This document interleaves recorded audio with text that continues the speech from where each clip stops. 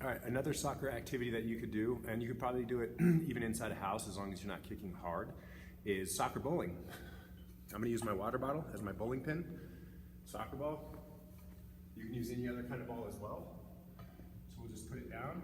I don't wanna put it against the wall because I wanna see if it does get knocked down. So I would start close, and then as you can knock the water bottle down, maybe back up, make it more challenging. When passing, and I would use this as more of a passing than like a shooting drill, make sure that you're using the inside of your foot. You want to turn your foot, pass it the inside. So let's give it a whirl.